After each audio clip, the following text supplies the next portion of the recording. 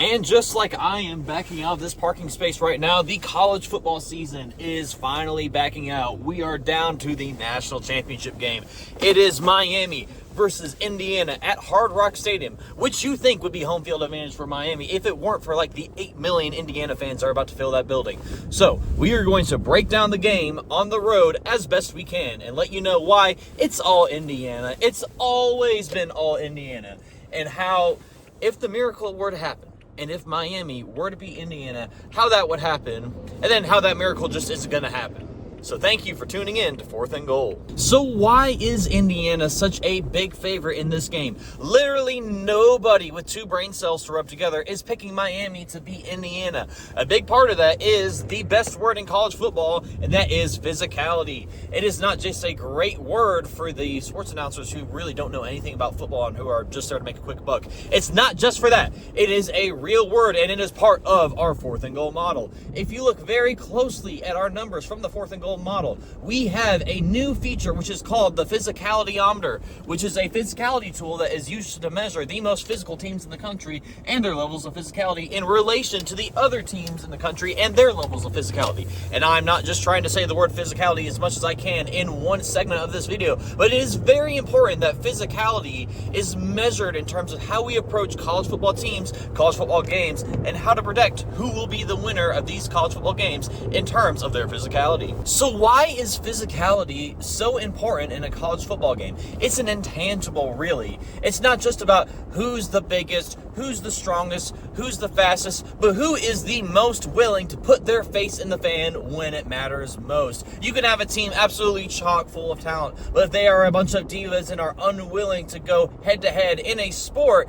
where you get to put your hands on people and do almost whatever the crap you want with them except lower the crown of your helmet, then you are probably going to lose that football game. Indiana's physicality, as we've said, off the charts. Their players, they probably run through brick walls at practice based on what we've seen of them this season, but they are metaphorically willing to run through a brick wall to beat whoever the heck is on the other side of the field. And today, that unfortunate team just so happens to be the Miami Hurricanes. For the past week or so, the spread on the Indiana-Miami National Championship game has been hovering around 8.5 points. Some people would consider this spread to be a little bit too low, given that Indiana rolled the Crimson Tide and then did unspeakable, horrific things to the Oregon Ducks, some of which is probably illegal in most of the United States. And Miami, while they did handle Ohio State pretty thoroughly, and Ohio State was the closest game Indiana played all season, except for the Penn State game somehow, it still is pretty interesting that the number was at 8.5 and has now dropped to about 7 on the day of the national championship.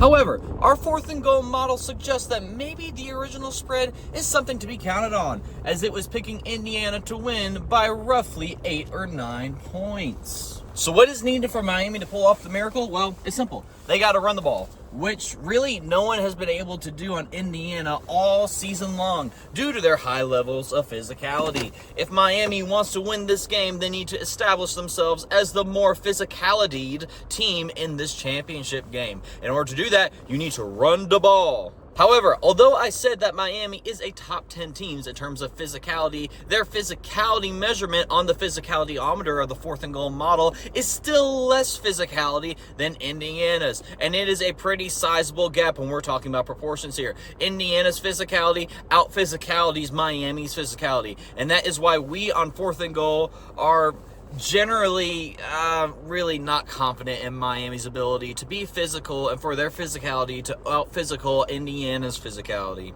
One X factor to look for here, although it kind of has nothing to do with physicality, is, of course, Malachi Toney, the wide receiver for Miami who took over Ryan Williams' spot as the number 2 receiver in all of college football. Because, you know, there's no taking Jeremiah Smith's spot. He could probably start in the NFL right now.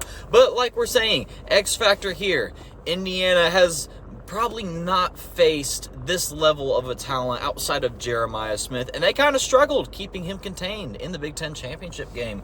Malachi Toney is going to present a different type of challenge. You know, they have different body structures. They win in different ways. Jeremiah Smith, he beats you when you play press on him, and he does have the speed to beat some of the slower defensive backs, but he wins in the contested catches. He wins getting off the line of scrimmage. Malachi Toney wins in space, and that is what Miami is going to try to do here. And like I said, different challenge for Indiana's defensive backs here. So that could be a way for Miami to maybe make this not a blowout. We here on 4th and Goal are very confident that Indiana is going to win this game. And that's pretty notable considering that their talent level is really not even comparable to that of Miami or Oregon or Alabama.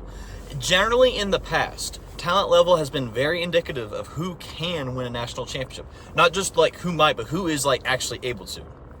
There are certain teams that have a certain level of talent. You know, Bud Elliott has a blue chip ratio. You have recruiting rankings used in 247 and on 3. And generally, the teams who have the blue chip ratio of above 50% are the only ones able to win a national championship. And Miami is the only team in this game with a blue chip ratio higher than 50%. But we're still leaning Indiana. We think that this year, what Indiana has done has proven that what is defined as the best college football player is not the most talented player.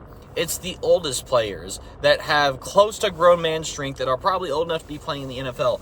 Those are the best players in the sport these days. They may be more locked in because, you know, they don't have all the hype surrounding them and the big NIL deals, and they're going to be better because they're going to be able to practice better. They're going to be able to condition themselves better. They're going to be more coachable, and we think that's going to bear out in this game. If Indiana wins, we say if, it's when at this point. When Indiana wins, it's the dawn of a new era in college football. And it's going to be very interesting to see how they move forward and adapt to their newfound success once they win, because they're going to have the temptation of being able to pick up on a lot of big names. A lot of the 4 and 5 stars are going to want to start playing there under Chris Signetti. And Mark Cuban pumping money into the Hoosier machine now. So, do they start recruiting at a higher level? Or do they stick with a plan that's been working so far? Going to be very interesting to see once this game's over. So that is all the 4th and Goal we have for today. Look for Indiana to handle business in the national championship game and to usher in a new era of college football. Thank you guys for watching. Don't drink Dr. Pepper, even though this Dr. Pepper hat is really cool. I do like it, but they still haven't sponsored us. I mean,